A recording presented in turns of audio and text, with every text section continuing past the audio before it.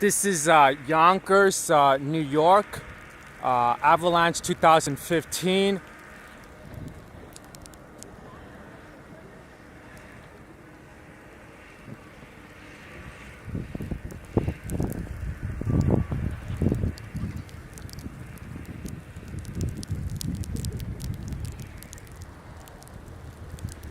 And I did manage to still jog under these conditions for an hour and a half. You go figure.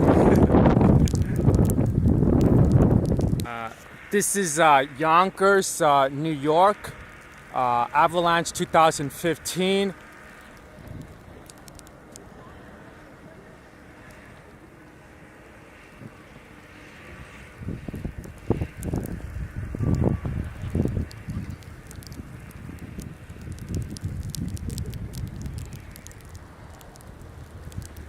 And I did manage to still jog under these conditions for an hour and a half. You go figure.